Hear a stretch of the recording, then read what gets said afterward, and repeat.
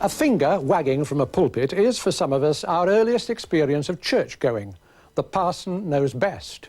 Now, I suggest, the doctor knows best. They're the ones who should be wearing the dog collars. Still, the idea persists that religions are staffed by middlemen between us and our makers.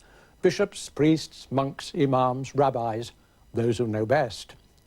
This week's topic is authority, and we're looking through the eyes of a Muslim and a Buddhist. Muslim first.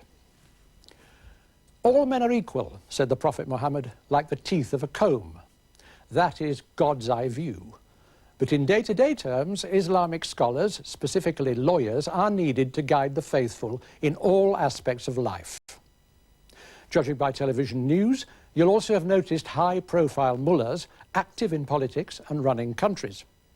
How this squares with their Islamic duty, Dr. Badawi will have to tell us. Every Muslim is his own priest. That is the essential thing. But when the Muslim refers to somebody who knows better, that is a matter of choice. And he refers on the basis of trust and confidence in the individual.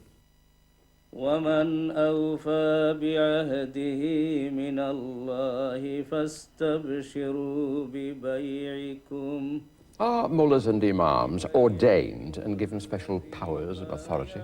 Oh no. Muslim scholars have no authority based on ordination.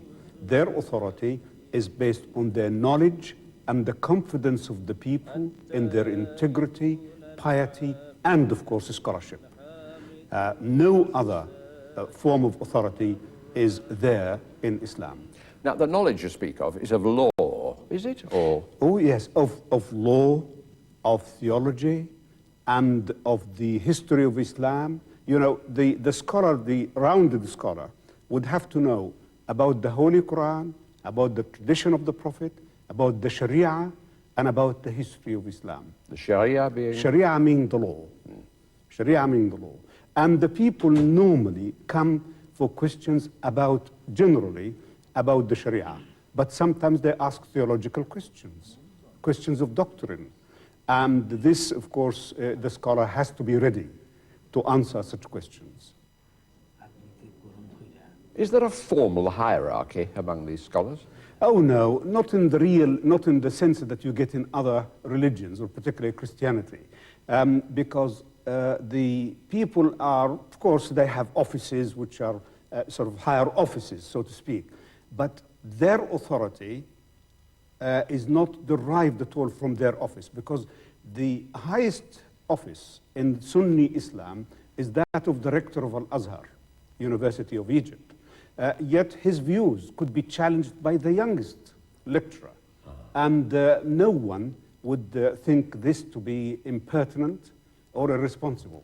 That is within the framework of Islam is the right of every individual scholar, or for that matter an individual, based particularly if his ideas are based on particular logic and particular study, he can challenge the views of Sheikh Al-Azhar.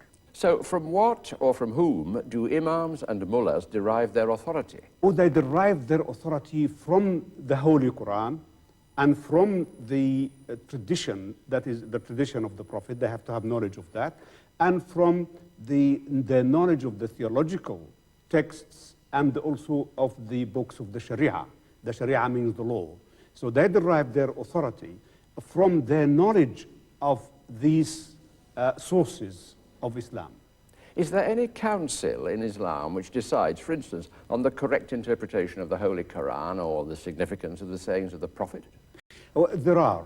In every Muslim state, there is an office, almost in all Muslim states, there is an office called the Office of the Mufti. The Mufti is a person who is a consultant in matters of law. And difficult questions are referred to him. He has a committee, normally, and he consults the committee, and they come out with the answer. In the organization of the Islamic Conference in Jeddah, they created also a body which attempts also to give an interpretation. It's trying to have some sort of a one answer to all the questions. But Muslims, and I am one of them, object very strongly to that, because we think this is going to create something like the Vatican for us. which we do not accept. We feel that our position is different.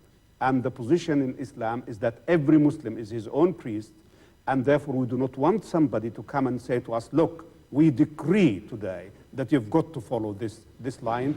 We feel that this is unacceptable. And most of the scholars throughout the world are of my views. Now, in some Muslim traditions, religious leaders are also political leaders. How does this come about? Well, you know, this is not unusual, really. Just not in Muslim countries. It was in the early, say, in Judaism, the same thing was, and I think in many other religions. The separation between religion and politics, the spiritual and the temporal, as it is in the West now being experienced, is based on the fact that there is in fact a clergy who had to be excluded, in a sense, from the decision-making of the emperor. So you have the Pope and the emperor, two institutions, you want to separate them. But we do not have the institution of the Pope, and therefore anyone can in fact operate in politics. You could be a scholar who is a politician also, as you are a doctor and a politician, or a lawyer and a politician, or an engineer and a politician. So there is no separation in this fashion. I think many people in recent years may have felt that the Iranian Revolution in particular has brought the religious clergy, or the religious scholars, as they call them clergy in the text, in the sort of the context of the West, into prominence in running the country.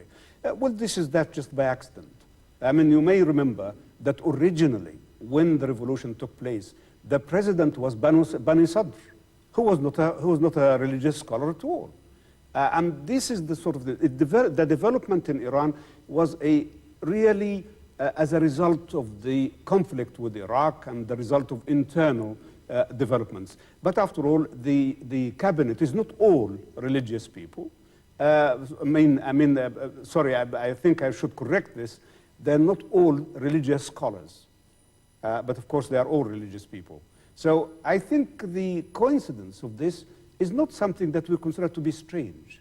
It is strange in your context here in the West, because you feel that, you know, the archbishop should not really be involved in politics.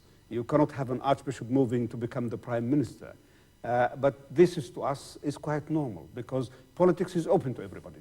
In Islam, is anything or anyone infallible?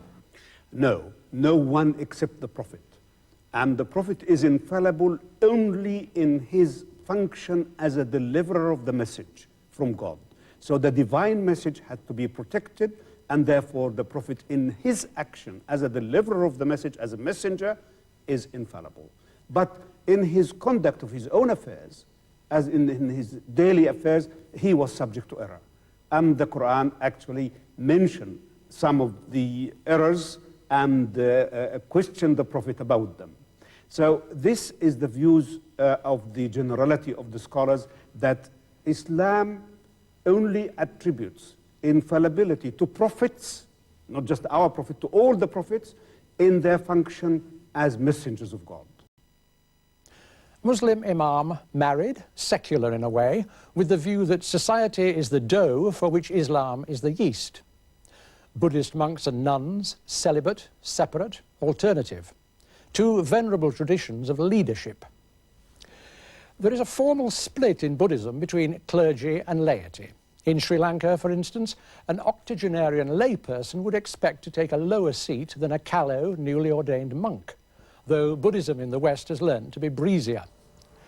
Buddhist monks and, where they exist, nuns withdraw, shave their heads, live in communities, receive alms, teach, follow the Buddha's path, and they are venerated by the faithful. Film cameras have caught them in tense moments taking a peaceful but political stand. But their overall task is to practice and teach the Buddha's way in radical simplicity. Family men and women could accuse them of remoteness. Noisy people could accuse them of quietism. As for authority, they appear to disclaim it. When I heard this word authority, that you are going to talk to me about this, in this discussion, I didn't know what to talk about, because we don't have such thing as authority as it comes in Christian tradition. In Christian tradition, we have the Pope, and from that downward, the various forms of structure. And in Buddhist tradition, we don't have such a form of structure to whom that we have to obey, or the authority is given to such and such person. We don't have such things in Buddhist tradition. But we have responsibilities as teachers, as monks, and we have our own monks, senior monks, given authority to them by the community of the other monks, selected one particular person to say, this is our head, our chief monk. Did the Buddha set up a church-like structure? He did not. He just taught his teachings, and he taught his pupils, and when there were about 60 monks, he asked them to go out and preach the Dhamma to the others. The Dharma being? Dhamma means his teaching. The teaching. Teaching. Does it also mean the truth? Yes, yes, always it is the truth. In some Buddhist traditions, there seem to be king monks. And I'm thinking about the Dalai Lama, who has a political and a religious role. Is this a distortion of what monks should be doing as envisaged by the Buddha? I should say yes. Dalai Lama is a later creation, and the power of Dalai Lama is not universal. It is not accepted in other Buddhist countries. He is the head in Tibet, and therefore his power only to Tibet, and given to him by Chinese, I think, as I understood. When you're a beginner, you need authority Yeah. and guidance. Now, how is that guidance offered? By the teacher. Teacher is the authority, and the teachings are his authority, and therefore teacher is the authority, always in our Buddhist tradition. Now, in a Christian tradition, you first of all learn the Lord's Prayer, one thing. Is there a prayer or a statement which you learn as a child at the beginning? Not as such. We don't have prayer at all in Buddhism. We don't pray to the Buddha. But as a beginner, or for small children, we have precepts and refuges. What are the refuges? The refuges means the fundamental commitment all Buddhists do to the Buddha, his teaching, and his followers. We say Buddha, Dhamma, and Sangha. By reciting, I go to the Buddha for my refuge. I go to the Dhamma for my refuge. I go to the Sangha for my refuge. So you're saying, I go to the Buddha, whom we know, Yeah. go to the teaching, Teachings, yes. and go to the monks. Yes. And that means I take the Buddha as my refuge. I take his teachings as my refuge. I take his followers of monks as my refuge. And I commit myself to follow the path tread by the Buddha and his followers to gain enlightenment. If a monk is teaching well, but not living according to the teachings, how should you respond? Well, he is not well respected. Always Buddhism expects the person to live according to the things what he says. Now, does authority rest in Buddhism in any ancient scriptures? Is there an ancient scripture that you're supposed to respect? Oh yes, it does, because we have whole collection of teachings of the Buddha, what is known as Tripitaka, 3 baskets. His teachings were divided into 3 sections. His main sermons, and rules and regulations for monks and nuns for their disciplines, and the philosophical part. What in our Buddhistic terms we say Sutta, Vinaya, and Abhidhamma. Which mean? Sutta means the sermons. Sermons. Vinaya means the disciplinary code. Abhidhamma is philosophy. Do you always need a monk to guide you through the scriptures? Not necessarily, but it has been the tradition to follow monks in reading these things and studying these scriptures, because it was the monks who maintained this for nearly 2,500 years. To an outsider, the monks, the Sangha, seem very remote from the lay people. Is that how it is? As an outsider, you may feel that when you saw that for the first time, that the one part is far remote from the others. But it is not so. Without monks, no laity can do their work, and without laity, no monks can do their work. They are so close, because monks are the teachers, and monks are the instructors, advisors, counselors in their social activities, not in addition to their religious and the spiritual activities. And they are considered as the best friends in the society, highly respected for their virtues and for their learning, for their knowledge, and also for the service that they render the society. And therefore they are so close. And though they pay that respect for their service and virtuous life. But if you got a lay person who was very holy, a really advanced spirit, now, would the monks pay respect to that person? But still there are many lay people who have very high virtuous qualities in them, and they are respected by both monks and laity in Buddhist tradition. Just a small thing to clear up about the prophets. We've established that Moses, Abraham, Jesus, maybe even the Buddha are Islamic prophets, or could be. What about Eve? Does she figure at all as a prophet? Well, no. Actually, the Muslim theologians believe that a prophet has to be a male. And I think they base this on the fact of the recorded history, that none of the recorded prophets were female. All of them were males, and decided, therefore, that God must not have been willing to send a female, if you like. But we have also, in the Quran, Mary having been addressed by God through the angel, just like any other prophet. And that's why when we mention her name, we say, peace be upon her, which elevates her to the position of the prophet. Equal chairs. Now, we're sitting on equal chairs, you and I. If we were in Sri Lanka, I would be sitting lower than you. Now, in your case, I'm extremely happy to do that. In the case of an 11-year-old boy who's just been ordained, something in me, probably bad for my soul, but something in me rises and says, I don't want to sit lower than him. Though that person is so small, a small boy, he is not an individual. He is representing the holy community, the whole community of monks. So he would always have somebody over him of greater authority to put him right if he deviated. Oh, yes, certainly. His teacher, our teachers, and they will correct him. You use the phrase about every Muslim being his own priest. Now, that seems to me to be likely to be a bit of an illusion. Every Muslim doesn't have an equal opinion. Some opinions are more equal, more powerful. Of course, that's true, isn't it? Well, it is. It is true. When we say every person is his own priest, what we mean is there is no institution of priesthood per se. But a Muslim, if he is capable, if he has the knowledge, must, by definition, must really use his own judgment.